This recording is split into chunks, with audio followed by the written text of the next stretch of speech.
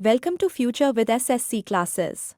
जैसा कि आप लोगों को पता होगा कि मैं डेली 12 बजे आपके लिए एसएससी जीडी की क्लास लाती रहती हूँ, और अगर आप लोग एसएससी सीजीएल या सीएचएसएल की तैयारी कर रहे हैं तो सीजीएल की प्लेलिस्ट देख सकते हैं। चलिए देखते हैं आज का क्वेश्चन। अकबर के शासनकाल के दौरान राजस्व मंत्री कौन था? Who was the revenue minister during the reign of Akbar? A. Mulla Do Pyaza, B. Tansen, C. Todarmal, D. Abdul Rahim. इसका सही जवाब है टोडरमल। अकबर के शासनकाल के बारे में और कुछ बातें। अकबर के शासनकाल में राजस्व मंत्री राजा टोडरमल थे। वे अकबर के दरबार के नवरत्नों में से एक थे। राजा टोडरमल ने अकबर के शासनकाल में मुगल साम्राज्य की अर्थव्यवस्था के विकास में अहम भूमिका निभाई थी। राजा टोडरमल ने अकबर के शासनकाल में कई सुधार किए, जिनमें से कुछ ये रहे। उन्होंने इजिप्ती नाम की राजस्व प्रणाली की शुरुआत की। उन्होंने दहशाला नाम की कराधान प्रणाली शुरू की। उन्होंने मानक वजन और मापों की शुरुआत की। उन्होंने भूमि सर्वेक्षण और समझौता प्रणाली की शुरुआत की। उन्होंने राजस्व जिलों और अधिकारियों की शुरुआत की। राजा टोडरमल एक भारतीय मंत्री, अर्थशास्त्री और सैन्य कमांडर थे। उनका जन्म 1500 में वर्तमान मध्य प्रदेश के नरवर शहर में हुआ था। वे अपनी ईमानदारी और सत्यनिष्ठा के लिए जाने जाते थे। चलते हैं अगले क्वेश्चन पे। आईपीएल 2024 सीजन में पर्पल कैप विजेता कौन है? Who is the purple cap winner in IPL 2024 season? A. Harshal Patel, B. Sunil Narine, C. Travis Head, D. Ramandeep Singh. इसका सही जवाब है हर्षल पटेल। आईपीएल 2024 के बारे में और कुछ बातें। आईपीएल 2024 में पर्पल कैप पंजाब किंग्स के गेंदबाज हर्षल पटेल ने जीती थी। उन्होंने 14 मैचों में 24 विकेट लेकर यह उपलब्धि हासिल की थी। हर्षल पटेल एकमात्र ऐसे खिलाड़ी हैं जिन्होंने 2 अलग-अलग टीमों के लिए आईपीएल पर्पल कैप जीती है। इससे पहले साल 2021 में उन्होंने आरसीबी के लिए शानदार प्रदर्शन किया था। आईपीएल 2024 में ऑरेंज कैप विराट कोहली ने जीती थी। उन्होंने 15 मैचों में 741 रन बनाए थे। चलते हैं अगले क्वेश्चन पे। महिला एशियाई चैंपियंस ट्रॉफी 2024 बिहार के किस जिले में आयोजित हुई? In which district of Bihar was the women's Asian champions trophy 2024 held? A. Muzaffarpur, B. Nalanda, C. Rajgir, D. Darbhanga. इसका सही जवाब है नालंदा। महिला एशियाई चैंपियंस ट्रॉफी 2024 के बारे में और कुछ बातें। पटना। मुख्यमंत्री नीतीश कुमार ने सोमवार को नालंदा जिले के राजगीर स्थित बिहार खेल विश्वविद्यालय सह राज्य खेल परिसर स्थित नवनिर्मित हॉकी स्टेडियम में महिला एशियाई चैंपियंस ट्रॉफी 2024 का उद्घाटन किया। चलते हैं अगले क्वेश्चन पे। चाय और कॉफी भारत में किस श्रेणी की फसल के अंतर्गत आते हैं? Tea and coffee come under which category of crops in India? A. नकदी फसल, बी. खाद्य फसलें, सी. रोपण फसलें, डी. बागवानी फसलें। इसका सही जवाब है बागान फसल और नकदी फसल। चाय और कॉफ़ी भारत में बागान फसल और नकदी फसल के अंतर्गत आती है। बागान फसल चाय और कॉफ़ी बागान फसलों की श्रेणी में आती है। बागान फसलों को किसी व्यक्ति या कंपनी के स्वामित्व वाले एक क्षेत्र में व्यापक पैमाने पर उगाया जाता है। नकदी फसल चाय और कॉफ़ी नकदी फसलों की श्रेणी में आती है। नकदी फसलों को मुख्य रूप से लाभ के लिए उगाया जाता है। ये भारत के निर्यात का भी एक बड़ा हिस्सा है। रोपण फसल चाय और कॉफ़ी रोपण फसलों की श्रेणी में भी आती है। रोपण खेती में एक बड़े क्षेत्र में कई तरह की फसलें उगाई जाती है। चलते हैं अगले क्वेश्चन पे। मेजर ध्यानचंद की आत्मकथा है। Is the autobiography of major Dhyanchand? A. The greatest my own story, B. Goal, C. State from the heart, D. The race of my life. इसका सही जवाब है गोल। मेजर ध्यानचंद के बारे में और कुछ बातें। मेजर ध्यानचंद की आत्मकथा का नाम गोल है। यह किताब 1952 में sport and pass time Madras ने प्रकाशित की थी। 261 पन्नों की इस किताब में ध्यानचंद ने अपने हॉकी सफ़र के बारे में बताया है। साथ ही उन्होंने खेल के दौरान की यादों के साथ साथ खेल की तकनीक से जुड़े सुझाव भी दिए हैं। मेजर ध्यानचंद के बारे में कुछ और बातें। ध्यानचंद का जन्म 29 अगस्त 1905 को इलाहाबाद, प्रयागराज में हुआ था। उनका असली नाम ध्यान सिंह था। उनके साथियों ने उनके नाम के पीछे चंद लगा दिया था क्योंकि वे रात में चंद्रमा की रोशनी में प्रैक्टिस करते थे। ध्यानचंद को हॉकी का जादूगर कहा जाता है। ध्यानचंद ने अपने अंतर्राष्ट्रीय करियर में 400 से ज़्यादा गोल किए थे। ध्यानचंद के जन्मदिन को भारत में राष्ट्रीय खेल दिवस के रूप में मनाया जाता है। भारत सरकार ने 1956 में ध्यानचंद को पद्म भूषण से सम्मानित किया था। चलते हैं अगले क्वेश्चन पे। 18वां प्रवासी भारतीय दिवस (PBD) सम्मेलन किस शहर में जनवरी 2025 में आयोजित होगा? In which city will the 18th Pravasi Bharatiya Divas (PBD) conference be held in January 2025? A. Patna, B. Lucknow, C. Mumbai, D. Bhubaneswar. इसका सही जवाब है भुवनेश्वर। चलते हैं अगले क्वेश्चन पे। निम्नलिखित में से किस वर्ष में तमिलनाडु क्षेत्र आत्मसम्मान आंदोलन शुरू हुआ था? In which of the following years the self-respect movement started in the Tamil Nadu region? A. 1910, B. 1925, C. 1930, D. 1916। इसका सही जवाब है 1925। आत्मसम्मान आंदोलन के बारे में और कुछ बातें। आत्मसम्मान आंदोलन की शुरुआत साल 1925 में तमिलनाडु में हुई थी। इस आंदोलन की स्थापना एस. रामनाथन ने की थी। उन्होंने E.V. रामास्वामी पेरियार को इस आंदोलन का नेतृत्व करने के लिए आमंत्रित किया था। चलते हैं अगले क्वेश्चन पे। निम्नलिखित में से कौन कभी भारत के उपराष्ट्रपति नहीं बने?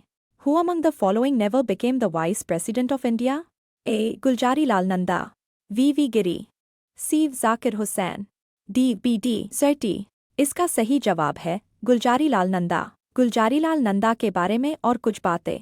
गुलजारी लाल नंदा भारत के एक राजनीतिज्ञ और अर्थशास्त्री थे। वे 2 बार भारत के कार्यवाहक प्रधानमंत्री रहे। पहली बार जवाहरलाल नेहरू की मृत्यु के बाद मई 1927-1964 को 13 दिन के लिए बने थे। दूसरी बार लाल बहादुर शास्त्री की मृत्यु के बाद 11 जनवरी 1966 को 13 दिन के लिए बने थे। गुलजारी लाल नंदा से जुड़ी कुछ और बातें। उनका जन्म 4 जुलाई 1898 को सियालकोट में हुआ था, जो अब पाकिस्तान में पड़ता है। उन्होंने अपनी शिक्षा लाहौर, आगरा और इलाहाबाद से पूरी की। साल 1997 में उन्हें भारत रत्न से सम्मानित किया गया था। उनका निधन 15 जनवरी 1998 को अहमदाबाद में हुआ था। चलते हैं अगले क्वेश्चन पे। लोकसभा सदस्य बनने के लिए न्यूनतम आयु कितनी होनी चाहिए? What should be the minimum age to become a Lok Sabha member? A. 25 वर्ष, B. 30 वर्ष, C. 18 वर्ष, D. 35 वर्ष। इसका सही जवाब है 25 वर्ष। लोकसभा सदस्य के बारे में और कुछ बातें। लोकसभा सदस्य बनने के लिए उम्मीदवार की न्यूनतम आयु 25 वर्ष होनी चाहिए। यह प्रावधान भारतीय संविधान के अनुच्छेद 84 B में है। लोकसभा सदस्य बनने के लिए उम्मीदवार को ये योग्यताएं भी पूरी करनी होती है। उम्मीदवार भारत का नागरिक होना चाहिए। उम्मीदवार को भारत सरकार या किसी अन्य राज्य की सरकार के तहत लाभ का पद नहीं होना चाहिए। उम्मीदवार का दिमाग अस्थिर नहीं होना चाहिए। उम्मीदवार घोषित अपराधी नहीं होना चाहिए। उम्मीदवार का नाम देश की मतदाता सूची में होना चाहिए। लोकसभा के सदस्यों का कार्यकाल अधिकतम 5 वर्ष का होता है। चलते हैं अगले क्वेश्चन पे। भारत में निम्न में से कौन संसद का एक हिस्सा नहीं है? Which of the following is not a part of the parliament in India? A. राष्ट्रपति, B. Lok Sabha, C. Rajya Sabha, D. Bharat के मुख्य न्यायाधीश। इसका सही जवाब है भारत के मुख्य न्यायाधीश। भारत के मुख्य न्यायाधीश के बारे में और कुछ बातें।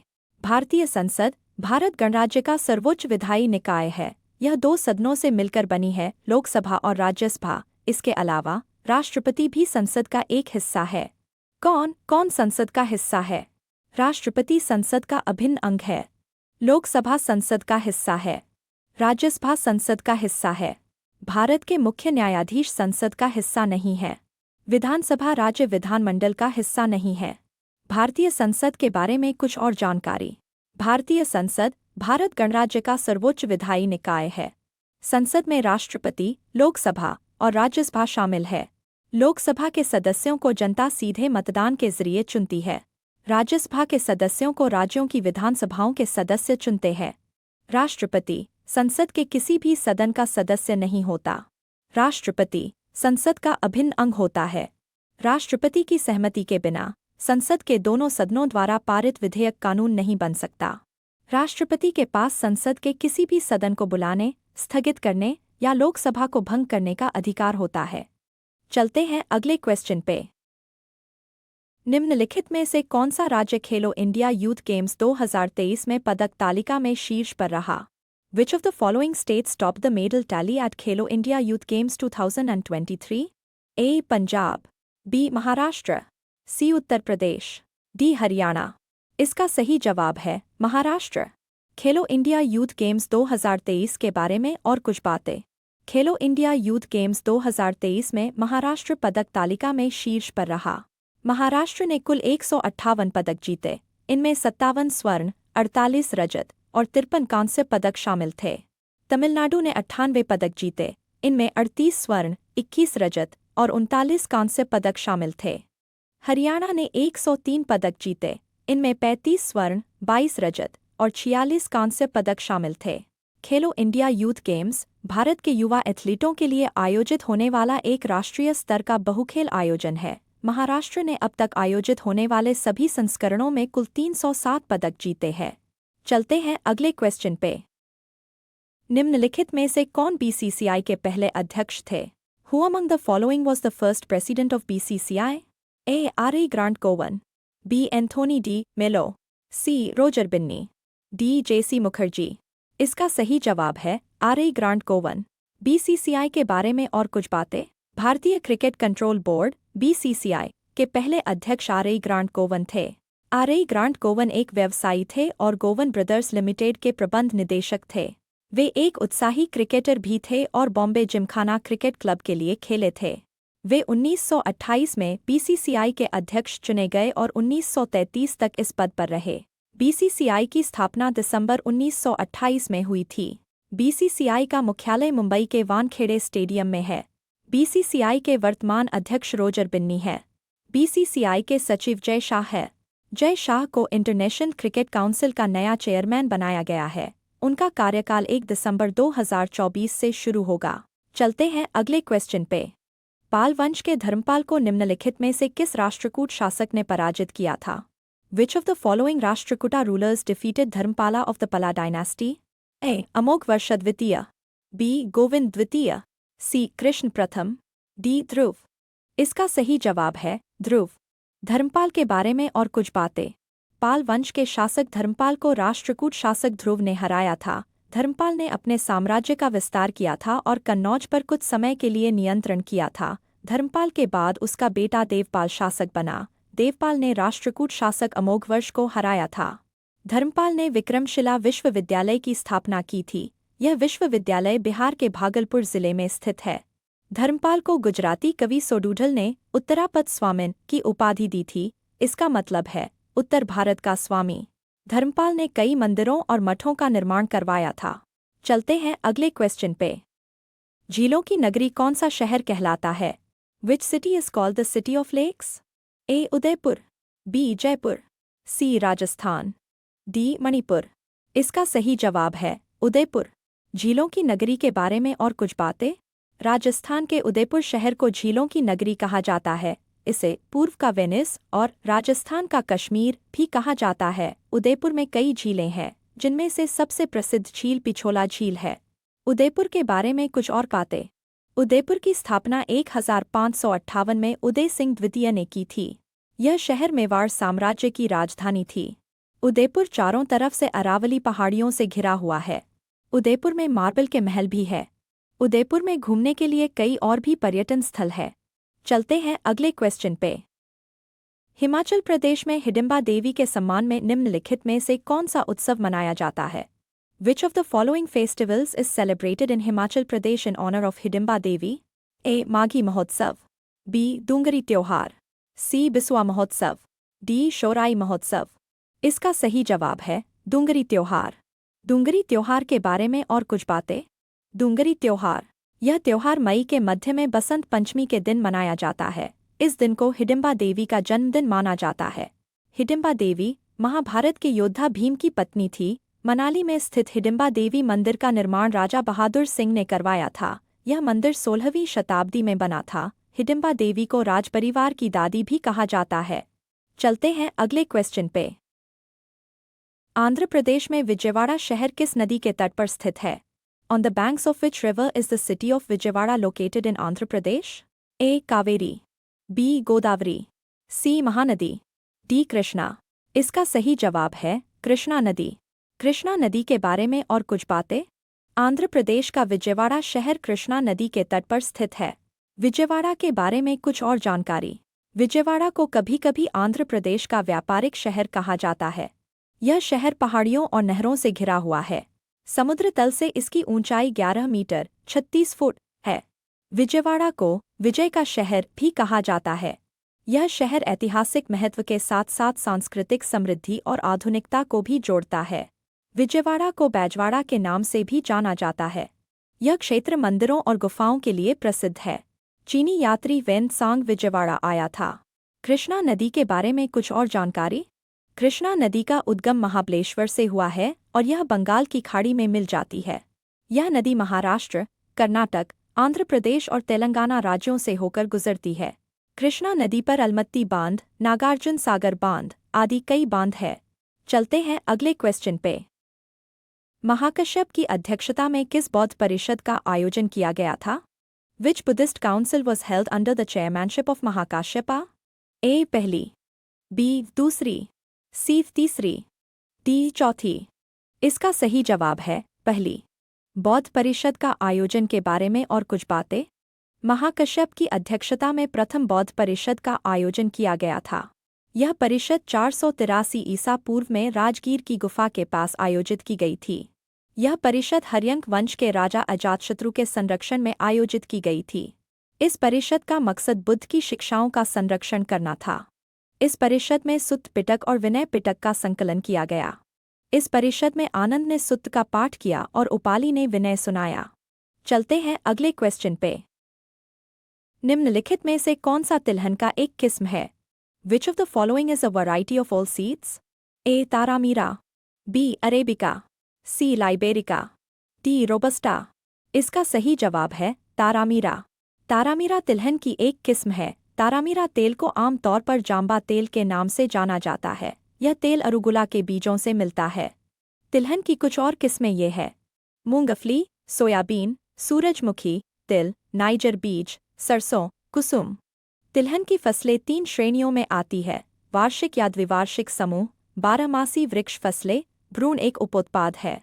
दुनिया में तिलहन का सबसे बड़ा उत्पादक संयुक्त राज्य अमेरिका है। इसके बाद चीन, ब्राजील और भारत का नंबर आता है। भारत में सोयाबीन सबसे ज्यादा उगाया जाने वाला तिलहन है। चलते हैं अगले क्वेश्चन पे।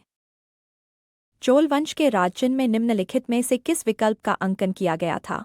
Which of the following options was inscribed in the emblem of the Chola dynasty? A. घोड़ा, B. हाथी, C. मछली, D. बाघ। इसका सही जवाब है बाघ। चोल वंश के राजचिन्ह में कूदता हुआ बाघ अंकित था। चोलों का शाही प्रतीक बाघ था और इसे उनके सिक्कों, मुहरों और बैनरों पर दिखाया गया था। पेरिया पुन्नम में चोल के बाघ ध्वज का उल्लेख मिलता है। उत्तम चोल के सिक्कों पर चोल बाघ को पांड्या की जुड़वा मछलियों और चेर के धनुष के बीच बैठा हुआ दिखाया गया था। चोल वंश के बारे में कुछ और बातें। चोल वंश दक्षिण भारत का था। संस्कृत और तमिल इस राजवंश की आधिकारिक भाषाएं थीं। चोल साम्राज्य के संस्थापक विजयालय थे। चोल शासकों ने मंदिरों की दीवारों पर लंबे शिलालेख बनवाए थे। चोल साम्राज्य को मंडलम या प्रांतों में बांटा गया था। चोल प्रशासन की सबसे निचली इकाई कुर्रम थी। चोल गांव की एक आम सभा को उर कहा जाता था। चलते हैं अगले क्वेश्चन पे। वर्ष 2010 में राष्ट्रमंडल खेलों की मेजबानी निम्नलिखित में से किस देश ने की थी? Which of the following countries hosted the Commonwealth Games in the year 2010? A. Bharat, B. England, C. Canada, D. Australia. इसका सही जवाब है भारत। राष्ट्रमंडल खेलों के बारे में और कुछ बातें। साल 2010 में राष्ट्रमंडल खेलों की मेजबानी भारत ने की थी। ये खेल 3 से 14 अक्टूबर 2010 के बीच दिल्ली में आयोजित किए गए थे। यह भारत का अब तक का सबसे सफल राष्ट्रमंडल खेल था। इस खेल में भारतीय एथलीटों ने 38 स्वर्ण, 27 रजत और 36 कांस्य पदक जीते थे।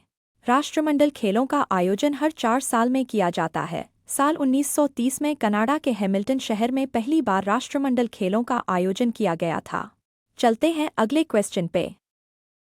किस राज्य के मुख्यमंत्री मोहन यादव ने 25 दिसंबर को तबला दिवस घोषित किया? Which state's chief minister Mohan Yadav declared 25th December as Tabla Day? A. Rajasthan, B. Maharashtra, C Uttar Pradesh, D Madhya Pradesh. इसका सही जवाब है मध्य प्रदेश। चलते हैं अगले क्वेश्चन पे। तेलुगु भाषा दिवस किस तेलुगु कवि के जन्मदिन के उपलक्ष्य में मनाया जाता है? Telugu language day is celebrated to commemorate the birthday of which Telugu poet? A. Srinatha कवि, B. Nanduri Subbarao, C. Kandukuri Veeresalingam, D. Gidugu Venkatarama Murthy. इसका सही जवाब है गिडुगु वेंकटराम मूर्ति।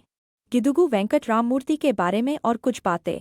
तेलुगु भाषा दिवस हर साल 29 अगस्त को तेलुगु कवि गिडुगु वेंकटराम मूर्ति की जयंती के उपलक्ष्य में मनाया जाता है।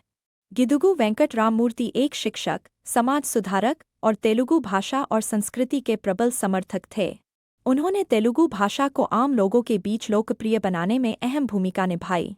तेलुगु भाषा भारत की आधिकारिक भाषाओं में से एक है। यह आंध्र प्रदेश और तेलंगाना राज्यों की आधिकारिक भाषा है। इसके अलावा तमिलनाडु, छत्तीसगढ़ और कर्नाटक में भी तेलुगु बोली जाती है। चलते हैं अगले क्वेश्चन पे। सिमलीपाल बायोरिजर्व कहाँ स्थित है? Where is Similipal bio reserve located? A. Assam, B. Odisha, C. Meghalaya, D. Paschim Bangal. इसका सही जवाब है ओडिशा। सिमलीपाल बायोरिजर्व के बारे में और कुछ बातें। सिमलीपाल बायोरिजर्व ओडिशा के मयूरभंज जिले में स्थित है। यह एक राष्ट्रीय उद्यान और टाइगर रिजर्व है। यह मयूरभंज हाथी रिजर्व का हिस्सा है। यह 2750 वर्ग किलोमीटर में फैला हुआ है। यह पार्क बंगाल टाइगर, एशियाई हाथी, गौर और चौसिंघा का घर है।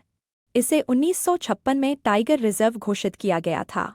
इसे 1994 में भारत सरकार ने बायोस्फीयर रिजर्व घोषित किया था।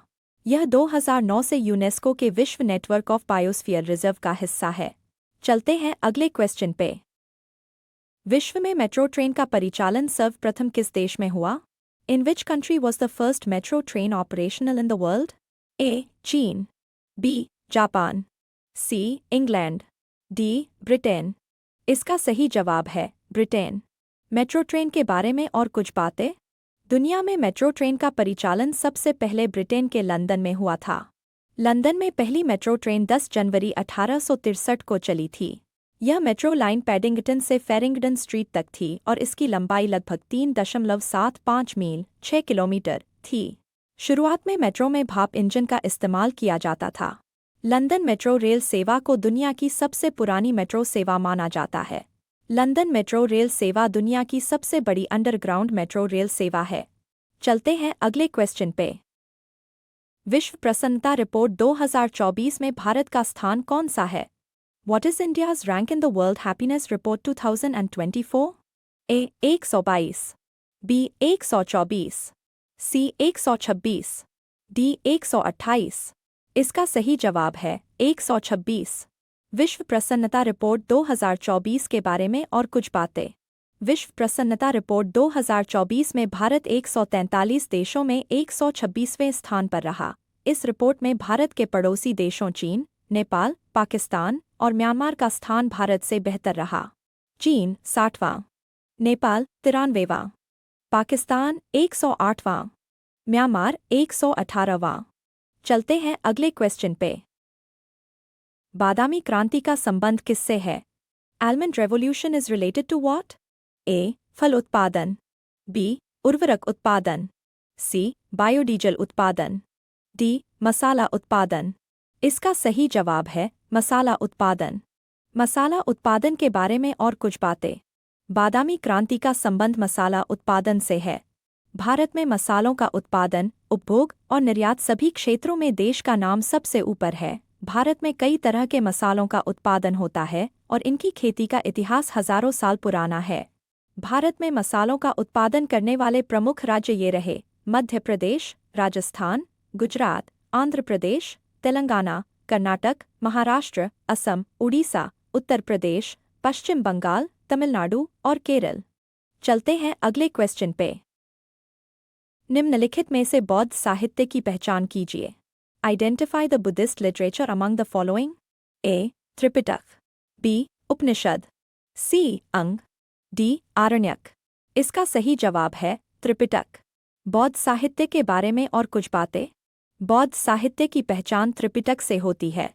त्रिपिटक बौद्ध धर्म के पवित्र ग्रंथ है। इन्हें 3 टोकरियां भी कहा जाता है। ये बौद्ध धर्म के सबसे महत्वपूर्ण और आधिकारिक ग्रंथ है। इन ग्रंथों को पाली भाषा में लिखा गया है और विभिन्न भाषाओं में अनुवादित किया गया है। इनका रचनाकाल 1ली सदी ईस्वी से 3री सदी ईस्वी तक है। ये सभी सिंहल देश यानी कि श्रीलंका में लिखे गए हैं। त्रिपिटक 3 खंडों में बंटे हुए हैं। विनय पिटक, सुत्त पिटक, अभिधम्म पिटक। चलते हैं अगले क्वेश्चन पे। कृषि संविधान की 7वीं अनुसूची की किस सूची का विषय है? Agriculture is a subject of which list of the 7th schedule of the constitution? A. संघ सूची, बी. राज्य सूची, सी. समवर्ती सूची, डी. अवशिष्ट शक्ति। इसका सही जवाब है राज्य सूची। कृषि भारतीय संविधान की 7वीं अनुसूची की राज्य सूची का विषय है। भारतीय संविधान की 7वीं अनुसूची में केंद्र, राज्य और समवर्ती सूची के तहत विषयों का बंटवारा किया गया है। राज्य सूची, इस सूची में क्षेत्रीय और स्थानीय महत्व के विषय होते हैं। इन विषयों पर नियम बनाने का अधिकार राज्य सरकार के पास होता है। चलते हैं अगले क्वेश्चन पे। भारतीय संविधान में वर्तमान में कितने मौलिक कर्तव्यों का वर्णन किया गया है? How many fundamental duties are currently mentioned in the Indian constitution? A. 9, B. 10, C. 11, D. 12। इसका सही जवाब है 11। मौलिक कर्तव्यों के बारे में और कुछ बातें। वर्तमान में अनुच्छेद 51 ए के तहत वर्णित 11 मौलिक कर्तव्य हैं, जिनमें से 10 को 42वें संशोधन के माध्यम से जोड़ा गया था, जबकि 11वें मौलिक कर्तव्यों को वर्ष 2002 में 86वें संविधान संशोधन के जरिए संविधान में शामिल किया गया था। भारतीय संविधान में मौलिक कर्तव्यों की अवधारणा तत्कालीन यूएसएसआर के संविधान से प्रेरित है। चलते हैं अगले क्वेश्चन पे। भरहुत स्तूपा की खोज किसने की थी? Who discovered the Bharhut stupa? A. James Burgess, B. Alexander Cunningham, C. James Fergusson, D. James Tod. इसका सही जवाब है अलेक्जेंडर कनिंघम। भरहुत स्तूप के बारे में और कुछ बातें। भरहुत स्तूप की खोज मेजर जनरल अलेक्जेंडर कनिंघम ने 1873 में की थी। भरहुत स्तूप मध्य प्रदेश के सतना जिले में स्थित है। यह स्तूप मध्य भारत की कैमूर पहाड़ियों से उत्खनित लाल बलुआ पत्थर से बना है। स्तूप के मूर्तिकला अवशेष अब कोलकाता के भारतीय संग्रहालय और इलाहाबाद के म्यूनिसिपल संग्रहालय में रखे गए हैं। स्तूप के अवशेषों में रेलिंग और गेटवे भी शामिल हैं, जिन्हें कोलकाता के भारतीय संग्रहालय में प्रदर्शित किया गया है। स्तूप के अवशेषों में जातक कथाएं, भगवान बुद्ध के जीवन की कहानियां, पशु और ज्यामितीय रूपांकन और देवताओं की मूर्तियां शामिल है। भरहुत स्तूप के बारे में कुछ और बातें। स्तूप का निर्माण संभवतः अशोक के शासनकाल लगभग 250 ईसा पूर्व के दौरान शुरू हुआ था। स्तूप के कुछ सजावटी तत्व, जैसे कि द्वार और रेलिंग, शुंग काल के दौरान जोड़े गए प्रतीत होते हैं। स्तूप के अवशेषों से पता चलता है कि इस दौरान रोजमर्रा की जिंदगी कैसी थी। चलते हैं अगले क्वेश्चन पे। प्रारंभिक बौद्ध धर्म ग्रंथों की रचना किसमें की गई थी? Early Buddhism where were the texts composed? A. Prakrit पाठ, बी. पाली, सी. संस्कृत पाठ, डी. चित्रलेखीय पाठ। इसका सही जवाब है पाली। प्रारंभिक बौद्ध धर्म ग्रंथों की रचना पाली भाषा में की गई थी। महात्मा बुद्ध ने अपने उपदेश पाली में दिए थे ताकि आम जनता उन्हें आसानी से समझ सके। त्रिपिटक पाली भाषा में रचित एक महत्वपूर्ण ग्रंथ है। चलते हैं अगले क्वेश्चन पे। निम्न में से कौन सा समुदाय थाईपुसम उत्सव मनाता है? Which of the following community celebrates Thaipusam festival? A. Tamil, B. Kannada, C. Malayali, D. Sinhali. इसका सही जवाब है तमिल। थाईपुसम त्योहार के बारे में और कुछ बातें।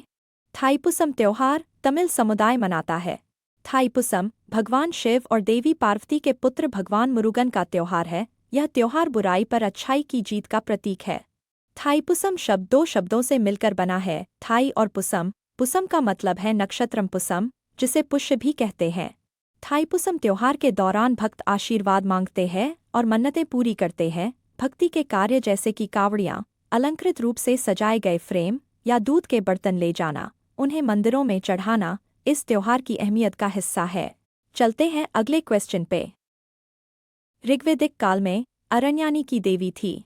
इन the Rigvedic period Aranyani was the goddess of A. वायु, बी. वन, सी. पृथ्वी, डी. अरुणोदय। इसका सही जवाब है वन। ऋग्वैदिक काल के बारे में और कुछ बातें। ऋग्वैदिक काल में अरण्यानी वन की देवी थी। अरण्यानी शब्द का शाब्दिक अर्थ है जंगल। हिंदू धर्म में अरण्यानी जंगलों और उनमें रहने वाले जानवरों की देवी है। आज के लिए इतना ही। मैं मिलूंगी न्यू वीडियो में न्यू क्वेश्चन के साथ। तब तक के लिए आप अपना तैयारी करते रहिए। Thanks for watching.